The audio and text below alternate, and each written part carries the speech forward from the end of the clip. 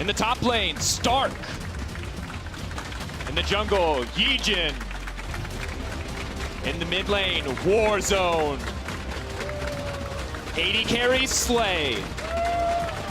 Support, Ron OP. Coach, Violet.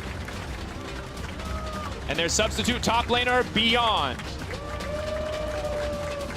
Facing off against them on the red side, it's BAUSuperMassive Esports.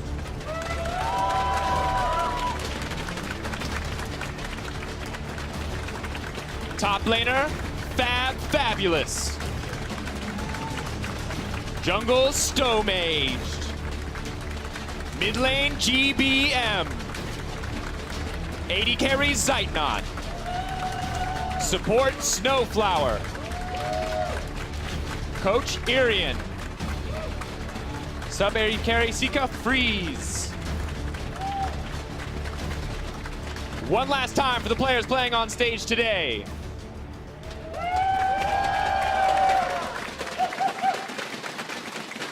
Thank you, audience. And honestly, gentlemen, I'm truly excited to see how these styles match up. We heard it on the desk. Clash of styles, two very different teams. Maybe, you know, a little bit slower from Supermassive. Very, very fast from what we've seen from EVOS. And frankly, I think that's just going to lead to some bloody League of Legends. Yeah, and I like the fact that they're also kind of swapped in styles, where you're going to see the VCS, you're going to see EVOS play to the top side of the map with Stark and Yijin.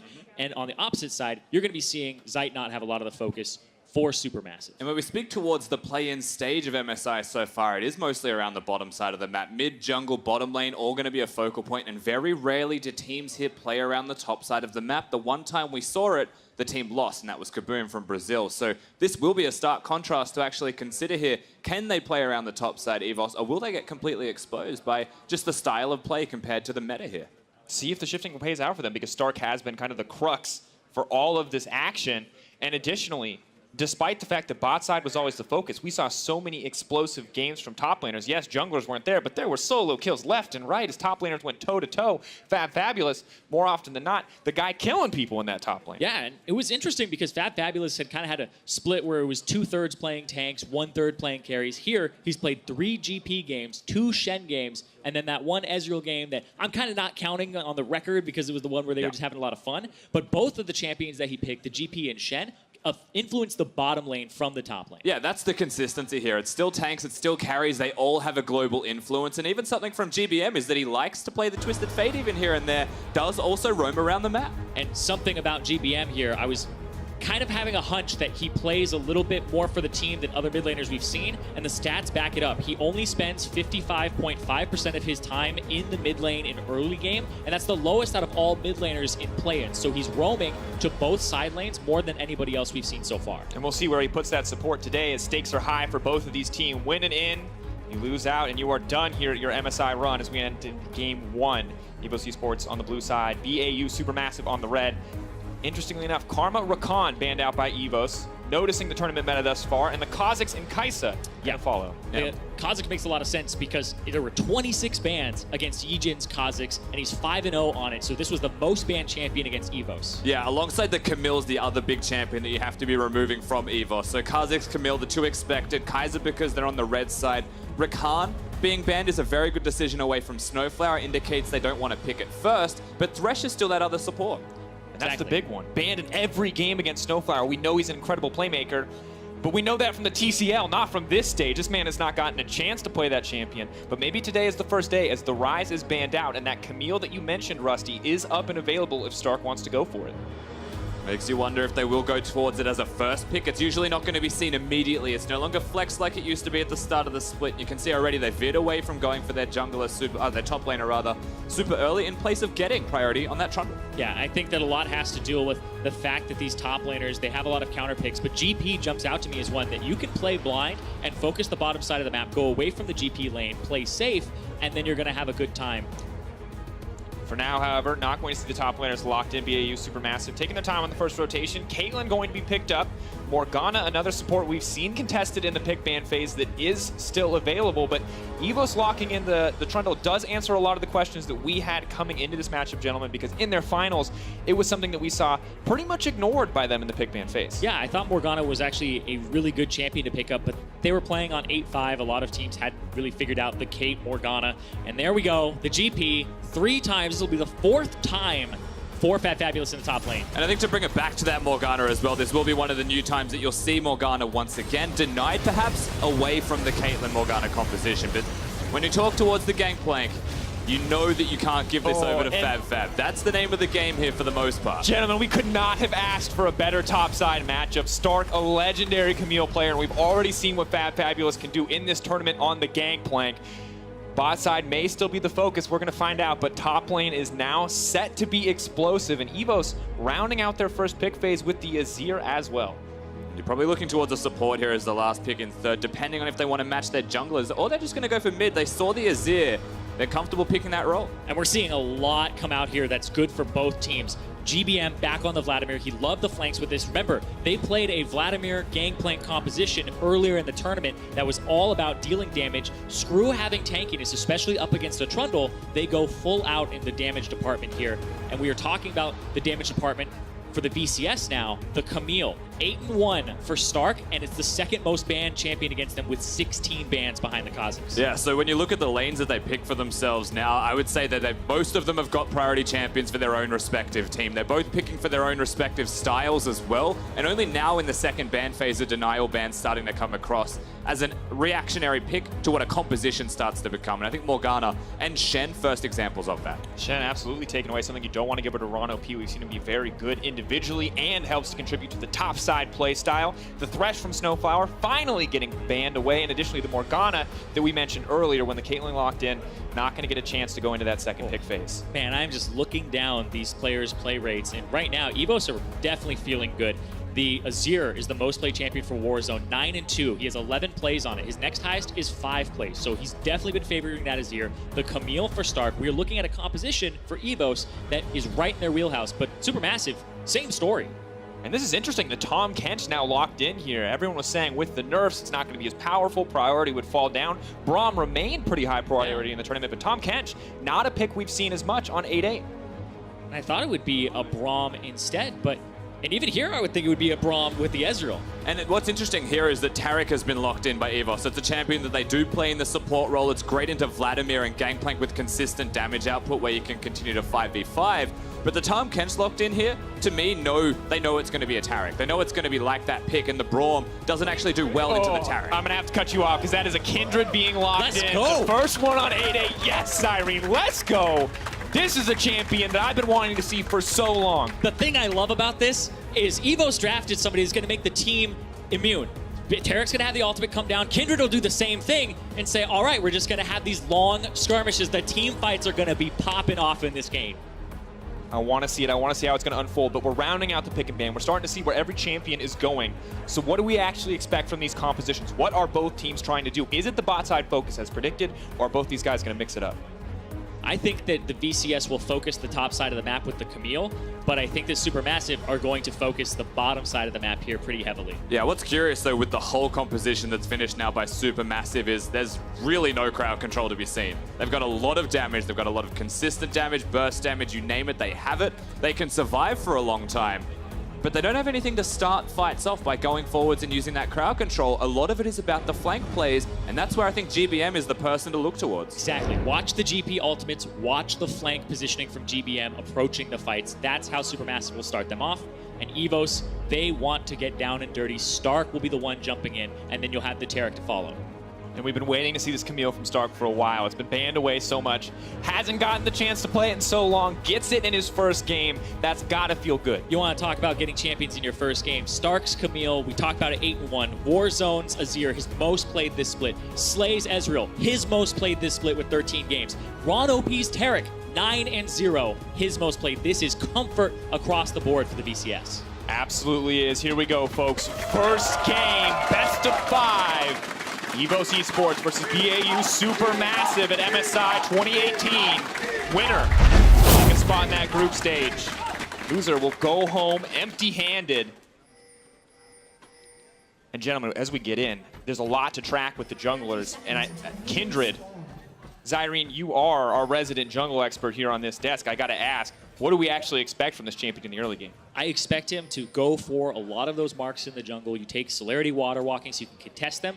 And especially up against the Trundle, I actually think it's a really good matchup for the Kindred where you can keep him at arm's distance. If he puts the pillar down, you're able to hop over it once he approaches, and it basically hinders him from closing the distance instead of you. Yeah, a lot of good kiting, and then of course having the utility at level 6 for the composition, something that is very good for the Kindred. But the pre-6, if you ever fall behind even from that, if a gank's successful, let's say Warzone or Stark is unlocked to actually roam freely into the jungle and they find you, you tend to just stay behind. So it's really important that they start strong early.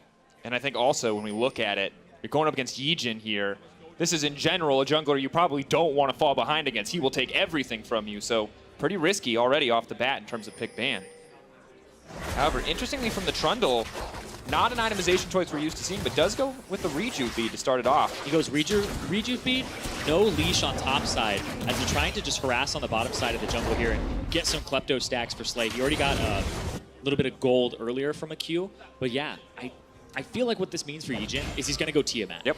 Something that a lot of Trundles don't really do. I think it's pretty popular in, the LPL. Yes. So when you're against the farming jungler, someone that wants to get to 6 and tends to, they might not invade you, they might not harass you. Kindred usually quite low in her early clear. You go for the Rejuve bead, you rush Tiamat, and then you can take Raptor camps. You have more priority on different camps, and the most important thing against Kindred is to try and deny her marks. And so you get to the scuttle faster perhaps in the early game, and then you start to hard farm for the rest of it. And getting the scuttles is a bit of extra gold, so may speed up that timing. And speaking of scuttles, Yijin did full topside clear into the scuttle crab here. That's actually really good because normally if you do a 2 clear into the other side, you put yourself in a position where you can't pivot to whichever level. Look at that. Stun Slay going inside on me already. Going down. First blood.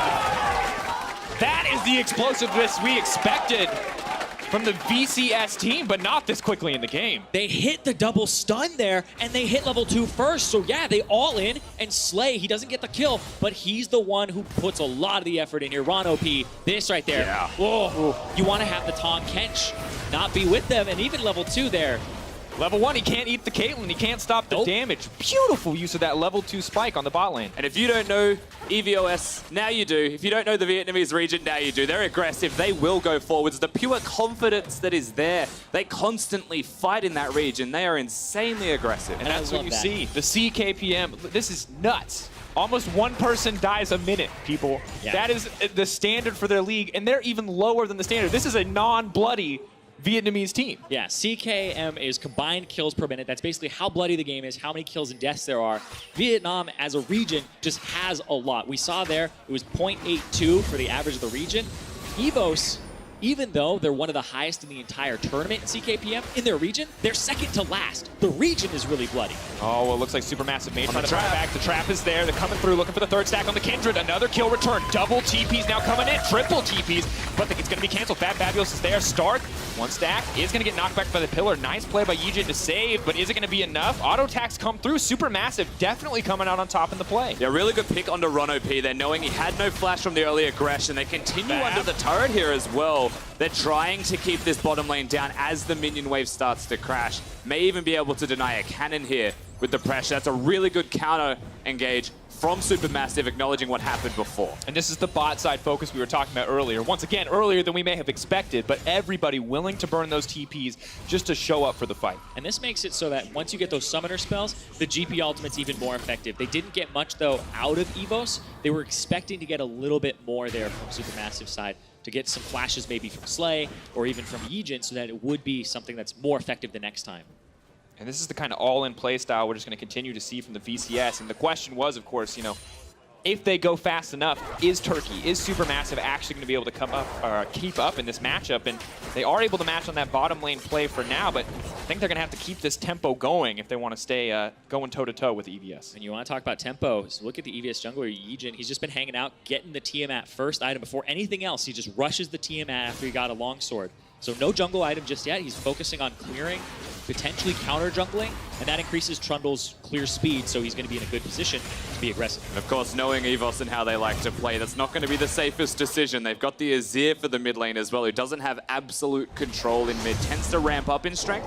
So whilst they're clearing the jungle now and may look for invades, I will say that he does anyway, but he doesn't always have priority from his laners. Yeah, but I think he can play at the top side here. He can play off of Stark, who's a very aggressive top laner. Yeah, we call this guy, I think the risk taker is the most appropriate name for Stark, because this man, he goes in just like that, but generally over and over again. Neither you win the fight and he dies, or he kills you. You do not get to play standard League of Legends against him. Yeah, some people say risk taker. I say space maker. He's going to have that forward percentage. He pushes you in. That's second highest in all of VCS, by the way. That's not even just his role. His forward percentage is absurd. His solo kills are #1. His isolated deaths, he does get killed and caught out a few times, so the punish does happen. But hey, when you make space, look at that. Looking to isolate people, uses the pillar to bounce off. Nice team play there. Means Fab goes down. Well played. That's just super clean, honestly, out of those two as a duo, utilizing the pillar as well to go forwards. That's a combo you don't often see. Of course, it's firstly that it catch you out of position, but Stark holds the hook shot in the first place. He knows that Trundle's going to be there. They use the combo, they get the kills. No oranges are going to make anything K about that situation. And you see Fabulous was up in CS there. Stark was falling a bit behind, but he was still aggressive. He was still kind of taking it to him in the matchup to chunk him out. And Fabulous said he knew that this was coming. When I asked him on the desk about his opponent, he said, I know they play through topside. I'm just not going to die. They make a liar out of him in the first 6 minutes here, and because they're so aggressive.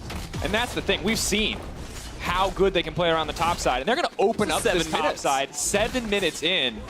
Fab's going to do what he can to stop it, but the gold split between the two guys, and this is who you want to get ahead on this EVOS team, jungler and top lane. You can see Sturmage now moving to the other side of the map, perhaps to try and get a trade, but you can't really dive your opponents. You have to pressure them out with damage first. However, when you look towards Slay and Ron OP, there is a lot of missing health there. They do have to respect this quite a lot. It's just that the rest of EVOS now, they've been unlocked. The turret's already gone, now they're missing. Do they come down and help? Supermassive for now are going to fire back. They got that Ocean earlier, so small objectives going in their favor, but the gold lead definitely still in favor of EVS here in the early game.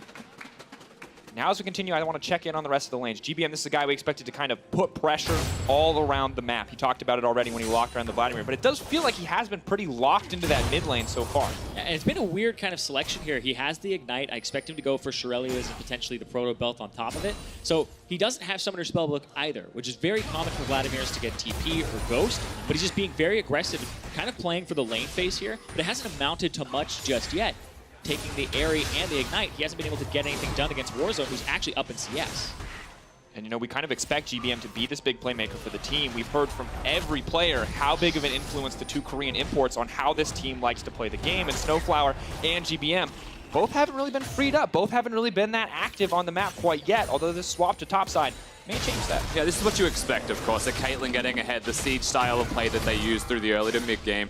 You broke the turret, and what's good from EVOS is they traded and they got the first turret, but you know full well that Caitlyn's about to swap to the opposite side of the map, and they're pretty late to react here, EVOS. They're very late to react, and also Supermassive are going to have advantage in map position. They already got the Drake on the bottom side, so there's nothing to take, and then soon the Rift Herald will spawn, and if you have control of the top side of Supermassive, you're going to be able to take more objectives on top of it. So the fact they got the bot lane and they swapped it is favoring them pretty heavily right now. Now bowling out the Trundle, Ron OP there to heal up a little bit, but of course Ezreal's still pretty far out. Slay not going to make it to that tower too quickly. Most likely will be able to hold it, but Supermassive doing a good job. And meanwhile on the bottom lane, Fabulous still enough wave clear to stop this Camille from doing much. And now GBM has the Shurelya's completed. I want to see how aggressive he gets in this lane because Warzone has no defensive summoner. He has the TP, so the Ignite could actually pay off here for GBM in the future. Yeah, he's not that defensive of a champion either, is he? You have to use your E to disengage, get the shield, and run away straight away. And if you're using that, especially without blue buff, you tend to run out of mana pretty quickly through that lane. TP behind. Zaynot still going forward, though. There's double. TP's going. Zaynot, I don't think was ready for this one. Snowflower is going to push back in. Beautiful spit out there coming in from Snowflower. Gives up his life in the end. Still a great gank from EVOS, but Zaynot does manage to make it out. Aggression constantly. No hesitation coming out of the Warzone now. Does have to be a little bit careful. They're trying to find him. But the pick in the top lane, well executed from Warzone and from EVOS having 2 teleport locations. They did manage to make it out with Supermassive. They did save a little bit at least, but that very well could have been a double kill. And that confidence from Ron OP on this Taurex, so consistent in getting these fights kicked off. And we were talking, like, in terms of engage, it's Stark and it's Ron OP that really do have to start them off. Warzone, if he gets aggressive, him too, but right on down the bottom side, here comes Stark again off the pillar. Ulti pulling away what little resistances are there. Not going to connect the stun, but doesn't need it. Hextech Ultimatum going to cut right through that GP. But another fight on the top side. Stomage still alive. They're going to use the Caitlyn ulti, get a little bit of heal. Gets in there with the tongue. Snowflower finding the kill. Man, it's a bloody game already. It started off with EVOS being very aggressive, but their Supermassive do get one back onto Slay. And remember, they have to push that top lane wave, and so they'll have turret pressure in the near future here. But both teams are playing to what we talked about, their strength on the opposite side. And a lot of the game plan, you're right, is trading on the opposite side of the map. So if both people are strong in that respective lane, and Supermassive aren't diffusing the aggression, they're matching it, they're fighting fire with fire. We're going to hit a point in the mid game where it's a Camille against a Caitlyn. And it's just about who can do the most work between those two carries. And then you look at the rest of the team fighting, however, and this could be a very scary 5v5. Well, I think it's good you bring up the Camille because one of the rock-solid members of the Supermassive lineup is Zeitnot. And we saw this guy be clutch across the entire group stage leading up to this and just generally has been looking good. Caught out once, but those forward percentage, that CS, that kill plus assist, this guy has been clutch. Yeah, the CSD is actually ridiculous. At 15 minutes, almost up 18. That's bonkers, to be honest. And in this game, he's about 10 up right now at 12 minutes. So it may just get better for him since they knocked down that first turret. We'll see what it looks like at 15 minutes, but he's just been somebody they can rely on, and that's why they're giving resources to him. I mean, the only person in the world that I've seen have a CSD that high is Uzi in his own respective league. True. And that's extreme. Definitely intense. You see those all-star 80 carries in their respective regions usually dominate in that metric.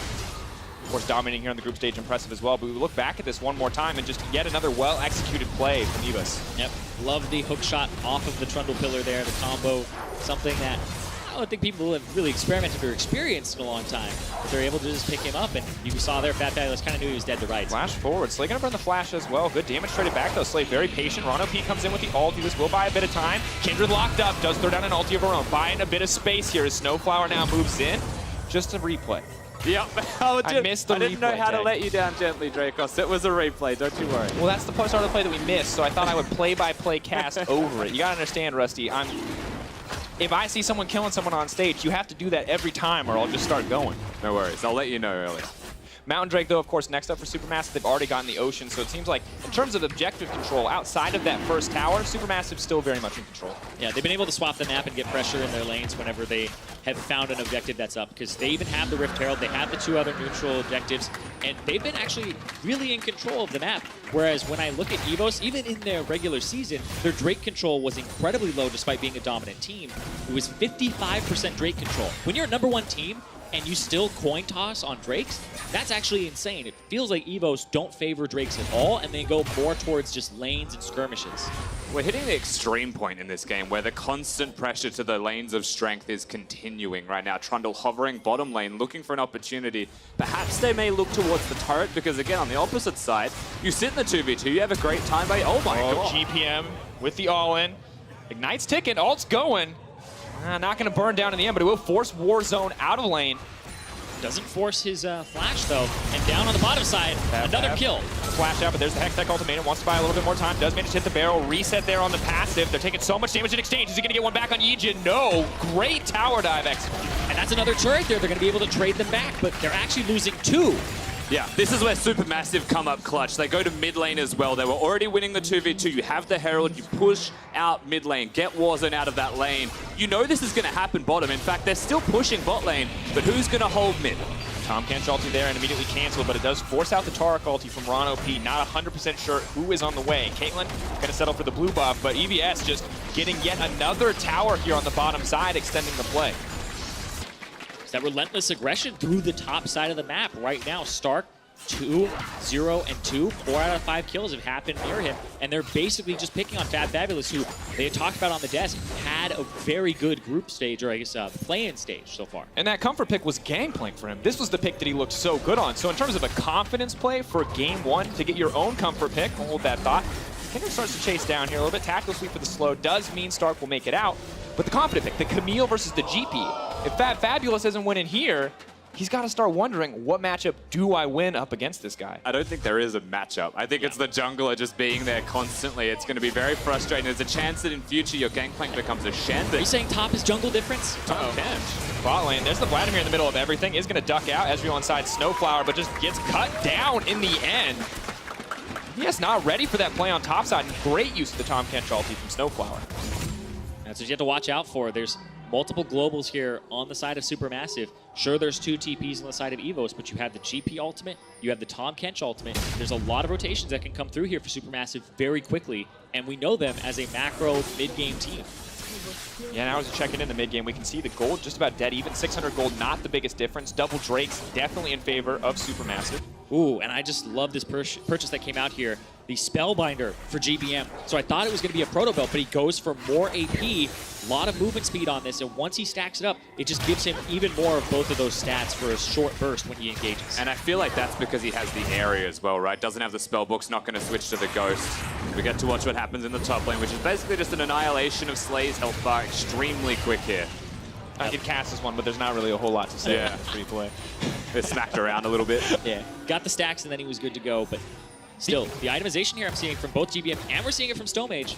A lot of Kindreds end up going, not for Ruinant's Hurricane anymore, because the on-hit, people think the passive still does on-hit. No, for stacks, you get more range when you get 4 stacks, and then it starts going up, not as much as the first one, but you still get effective range, you get more attack speed from your Q, so we see a lot of static shivs come through, and sometimes the rapid-fire cannon, because you want a really long-range last shot. And Stomage looking for that kill there. You talk about the Zeal, and of course, empowering all those abilities is important. Has hit that ever-crucial 4-stack mark. That is the first range increase. An extra 75 will make it a little bit easier to stay out of the reaches of that Trundle, as we can see Yijin aggressive as ever as he pushes in on the top side. But this game, gentlemen, so interesting. Camille, no one wants to pay attention to the Camille on the side of Supermassive. She is left completely unattended on the bottom side, but of course, Cash the Curse, as I say that, there are members moving to respond. It's a game of chicken, though. So, you know, who wants to actually respond first? Can Stark stay in a side lane forever, get the Trinity Force, split push, be a massive threat, or will he have to group and help up the rest of his team as Caitlyn continues to be aggressive, searching for turrets and getting further objectives down for the team? And in this game of chicken, you have to kind of wonder at what point it does break. They chose defensive items respectively for the top laners as well, so trying to continue that lane out for a bit longer. And what I'm looking for is Baron, because Supermassive, in a neutral game, they will set up the Baron with vision, they will attempt to do it, they will bait you into fights. That's how they've been winning a lot of their games in the group stage. They have 100% Baron control rate in the 5 games that they played. Even the 6 games, because the one ended They haven't before, given a Baron. right? They haven't given up a single one, and that's how they've been breaking the games open at this point. And what's crazy is we're only 18 minutes in. We're still 2 minutes away from that point where Baron even comes onto the table as an objective. Now, we talked about EVS. They want to play a faster game. They want to keep it going at a quick pace. The game has slowed down. Is this actually in favor of Supermassive now, if that's normally how they play? I would say so. I would think it favors them a bit because they want to go ahead and scale up on all 3 of their lanes and feel like they're in a position where they can actually contest objectives and split the map instead of just constantly bleeding objectives over and over again to the EVS style. Yeah, it helps a lot with the setup time, which where Supermassive do excel compared to their opponents in this game. The fast pace generally has no hesitation. There might be some vision in place, of course, but they just go. When they see an opportunity, they do not slow down. And if the game is slow, then that does mean that EVOS are dancing to the beat of Supermassive. I want to see what kind of plays they go. Because I feel like on the opposite side for Supermassive, you feel comfortable now, but when you know that at any moment EVOS will get aggressive, will go all in for any kind of play they can get, I think you're never 100% comfortable. Absolutely, but we see even more scaling coming out here. It's the double tier build for the Ezreal. This has really good synergies. The fact he went Trinity Force as well, I believe, doesn't make it so that your adaptive stats actually go over to AP. They stay AD because you have that 25 from the Trinity Force. So this gives you a lot of damage behind your Muramana, gives you a shield, and it makes Against it so that Vladimir, you pretty much never end up running out of mana. You constantly just throw out the Qs. And you hit a really good point in CDR very early in the game at 45. And important because one of the things we talked about is the Supermassive approach to the draft, which, if I can quote you, was screw tankiness, no CC, and lots of damage. So a shield feels pretty important. GBM definitely we're not worried too much about that shield from Warzone because Warzone caught between a rock and a hard place. May just get taken down. Tide's Blood comes out. 1 kill. Going over to Supermassive. That might be the Cloud Drake on top of it. So they got the control of the bottom side. They collapsed on the Warzone, and now they're going to take another objective with full control of it. They had the vision, they had the setup, and they're able to make the play, and it feels like finally, it took a little while in the game, but GBM got control of mid, and now he is unlocked. Just a player that constantly leaves his lane and influences the map, which is a major win condition for them, is now in effect. Oh. I don't think he's actually going to continue fighting him. He's like, kind of flexing, feeling like there's more than one person there. But the big thing to note here is Yejin's the same level as Fat Fabulous. Stark is 2 levels up over his opposing top laner, and that gives him a lot of split push pressure and potential to kill him. He might go in here because Yejin's wrapping back around. Playing around the Baron. They're going to do it. It spawned at 20 minutes. The TP is coming in. GBM with no ulti. This may just be the window they need to force the fight. Stomage so low. Keep your eye on that jungler. Maybe he can steal. Watch the Kindred ultimate as well. He can go in and create a lot of distraction. Where is he going to go? Stark goes over the wall. He takes him down. That should be the uncontested Baron. Who's going to get in the end? Trundle takes it. Supermassive now looking for the fight. They got blood in their eyes, and they need to find some kills. They're going to bring it home. 2 for the Caitlyn, 1 for the GP. Snowflower looking to bite down on that Trundle. Troll for breakfast, not a problem. GBM cleaning it up. Yeah, only Stark makes it out with the Baron buff, so he's the split pusher, but at the same time, Supermassive gets to get more. Yeah, definitely pushing forwards now with 4 people dead for 20-odd seconds, 10 on Ron OP. An opportunity to get a turret will at least present itself, equalizing the gold that has been gained by EVOS throughout that Baron buff. Now, there is a chance still to push forwards with that split pusher, but they have to group with him now, and suddenly that goes against what they're trying to do. Exactly. It would just have to be off on the side lane. He has more pressure on the GP. But right now, that actually caught Fat Fabulous up a little bit. And we said that Supermassive hadn't given up a Baron all tournament. First Baron does go over to their opposition, but they end up having a little bit more out of it. They got more gold off of that trade, and now the gold is actually a little bit even with them ahead. And hold on, Stark's fighting. 3 members there. Fat Fabulous is set to fall. Tom can try to get him out of the situation, but now Stark's the one running for his life. Doesn't manage to make it out. I mean, that's the Baron buff, so if he died, that would have been fantastic for Supermassive. It's good that he lives, but they do have to get the flash out of him. The summoner spell's gone. He has no teleport as well. Not the ideal situation to be Camille. And despite the fact that we thought the team would group, it's 3 members on the top side continuing to push her in. Still, we see so much support given over to Stark. As he pushes out that lane, now maybe we see the group in the mid lane, but for now they're backing to buy items. And we talked already once about how the breakneck pace of this team, of Vietnam as a region, can make it difficult to respond. Supermassive, I think, looked pretty unprepared for this play. Yeah, they looked unprepared, but at the same time, I think they approached it correctly. That's such an early Tarek ultimate that they get to wait it out. Stark goes over. He's the one who has a lot of the gold to kill Stomage, so he's not in this fight now. That they all get to push them up against the back of the wall. They weren't killing it fast enough, and Zeitnot got to just make a trap palooza in the front of the pit, so nobody can actually escape it through that route. And you can see the idea with the Tarek ultimate, but I think it was just a little bit too early from them. So the Baron was secured in the end, yes, but then they just go forwards, and they are again. Stomage, Caitlyn ult's coming out, no one there to body block. Kindred on the hunt, one more auto to do it, takes him down, gets the red buff as well. Nice little prize there for Supermassive. Oh, Ron OP, he's in no man's land. He's gonna get taken out as well. GBM with the casual kill, and now Stark might need to run. Multiple members coming down onto him. He definitely has to run, but on the opposite side, they are pushing the bottom and the mid lanes here for EVOS. Looking good for them. They're splitting up the map. They're creating space for each other to work with. Of course, losing 2 members not ideal, but they are going to get a tower in the process. It feels like Supermassive aren't quite ready. Though? Will they lose anybody for this? Looks like no. They're going to be able to regroup. Yeah, they should be fine. Probably get away, yeah. And Warzone here as well, so Fat Fabulous has to be a little bit careful. Stark seeing a potential opportunity, not going to go in. Just use the hook shot to make his way out. Kindred secures the blue buff. Supermassive get control back over their jungle and are now looking to take a little bit away from EVOS. And despite a lot of the thoughts of, hey, Supermassive are going to just crush 3-0 on EVOS, this is a very even game here, and this is pushing Supermassive to the brink. They're having to pull out all the stops from a macro perspective, and EVOS is definitely testing them in this first game. It is still pushing their temperament. Will they slow the pace of the game down? Supermassive do feel like they're answering the tempo constantly as well. This is an example of that. Pretty much immediately after the Baron goes down and is secured, they've acknowledged one lane has it.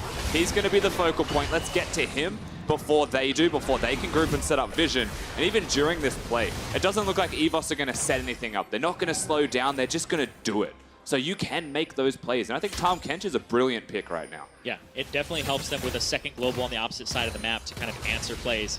And something I want to talk about here is it was the Phantom Dancer that came out for Stomage. And hold on, they're actually diving top lane. There goes the Sterix proc a little bit early. He's trying to stay in the GP. All does get pushed out, but can't go anywhere else. That's a kill, but meanwhile in the mid lane, Stomage doing so much damage out on Rano. He can to kill him. Yes, they can. Tark ult not going to connect. Snowflower zoning off Slay. Inhibitor tower in their sight. The minion has died, though. This one's going to take a long time to chunk through. GBM with the aggressive play. Forces a little bit of movement out there from Slay, but does not connect. Top tier 2 going down. In the meantime, this is a good trade for Supermassive if they can close it. Exactly, but on the top side of the map, they're going to try to chase here in mid and make sure that Stark can keep pushing and then potentially wrap around afterwards. It's a little bit hard, though, because Zeitnot just chunked Warzone out. Yijin trying to find the flank, but not quite so easy when the mid laner's at 50%. They're trying to stall so that Stark can split push and potentially answer the trade in an equal fashion. Yeah, stop the recalls. He may be able to get the inhib, but very unlikely, however, that he would get that because they can walk the entire distance. However, a lot of turrets go down. It's an open lane. Supermassive trying to collapse. Yeah, if they try to collapse on him here, it creates space for the bottom and the mid. We'll see if EVOS end up pushing that in, but Stark will potentially get away here, but there's Cloud Drakes. Ooh, and Zeitnot has to be careful. A lot of burst damage in that Camille kit. Is he going to try to turn it? Pool goes out. Stark now running. No chance. Oh, adaptive defense is so close to taking him down. He had to ignite him, because if he had actually just waited for it, he would have probably died because the adaptive defense is there. So the ignite burned through the magic shield and did true damage. Well, EVS, they are going to make that response on the opposite side of the map. Kill does go over, but they are going to get a Mountain Drake of their own. First objective for them to really fight back with outside of the Baron that didn't quite go for them as planned. And I think 26 minutes in, outside of the Dragons, this feels like a dead even game despite everything we expected. But it's not order, it's completely chaos. Right now across the rift, skirmishes are the name of the game. Supermassive are grouping, they're trying to team fight, but EVOS are just saying, absolutely not. Why would we group when we could split push constantly?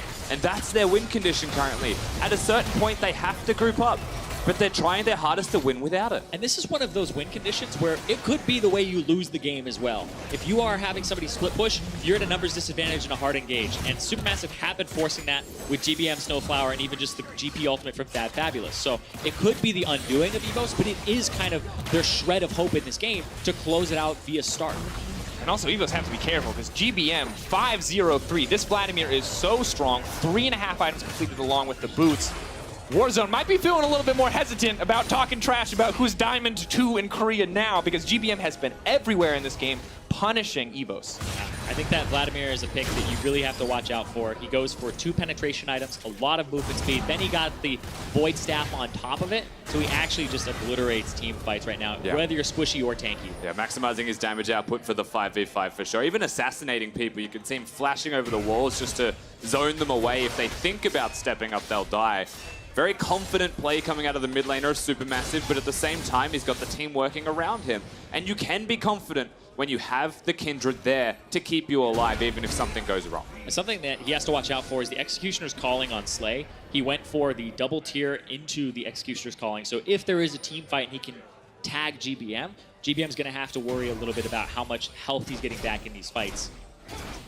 And this gold graph, gentlemen, tells a very peculiar story about this game. Already you can see, hey, 20 minutes, that Baron comes through.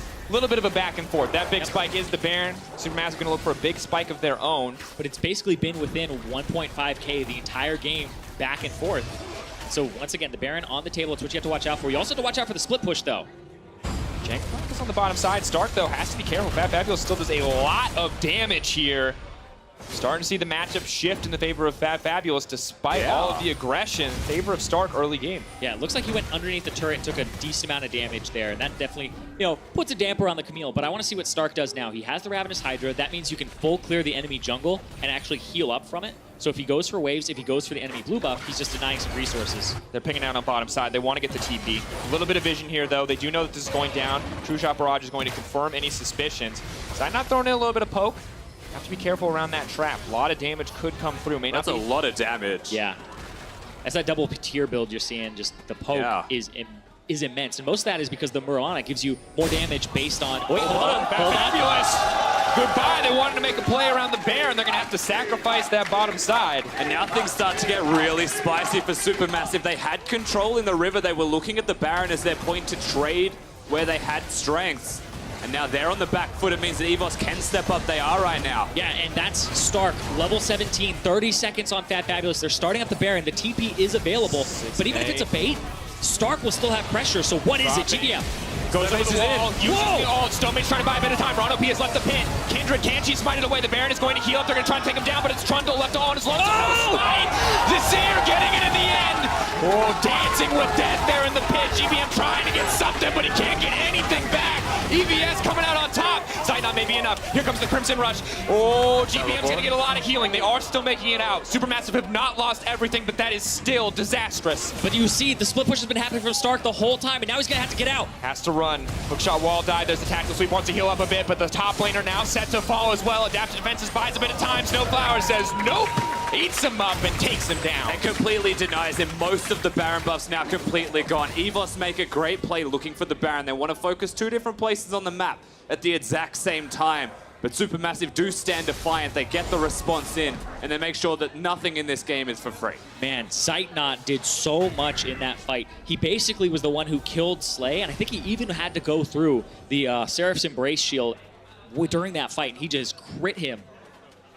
Mercilessly, it would appear, but still, only Stark has gone down. This Baron buff still going to be quite effective on the side of EVOS, and now we got to see how well Supermassive can defend. Oh man, that was great from Stark. The E into the flash, and the big thing about Camille is the more levels you get, the more percentage of your Q turns into true damage. Level 17, he's almost got that full thing as true damage. You saw that. Look at that, Zeitnot.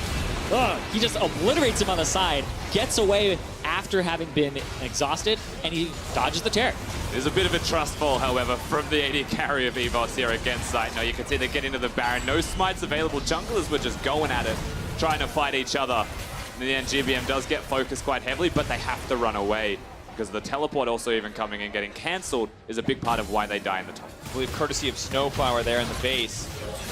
And now we get to see Supermassive. You've been playing with the lead in every single one of your games. How well do you play from behind here? EVOS with 2K, that's not the important bit. It is the Baron empowering them as they push down these lanes.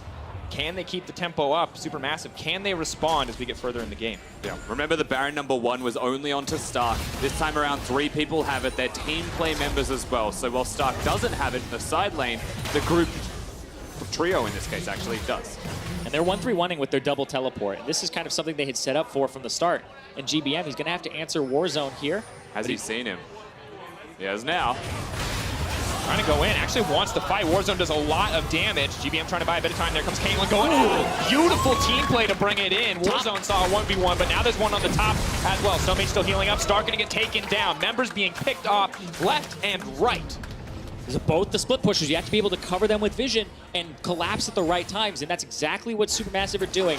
GBM was able to get behind and then caught Warzone off guard. But are they collapsing at the right time, or are EVOS pushing at the wrong time? Is the age-old question that we'll have to explore here. Stark, he knows that his other members are fighting on the bottom side, doesn't really notice that Snowmage is here and sees an opportunity, perhaps on the fly, to take the kill, but he was already out of position. His team's in mid lane.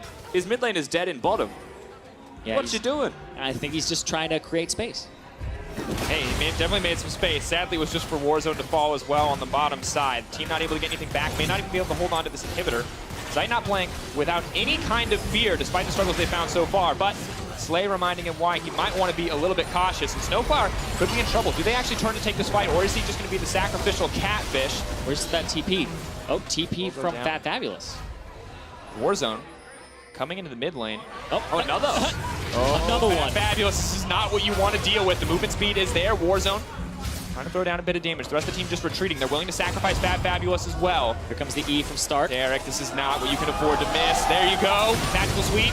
Takes him down in the end. EVOS getting the kill back. And now's an opportunity for them to have not just 1 kill, but 2, and they're already next to the base of Supermassive. Top lane is exposed, so they could just walk up there if they would like, but why not threaten the mid lane and get all 3 if you like? Yeah, I think they might get all 3 here. Pushing up, you can see they just obliterate that turret. They have 1 Mountain Drake to their name. They might just try to end the game here. 2 members down. EVOS looking for the first win. Good momentum. Beautiful start. Goodbye, Zeitnot. Stark getting home. Snowmage running for his life. GBM in the middle of everything, but it's not going to be enough. The shutdown coming through. EVOS, 1 tower remaining. Minions are there to back them up. Snowflower, not enough to take it home. Ladies and gentlemen, game 1 going in the favor of EVOS. That's how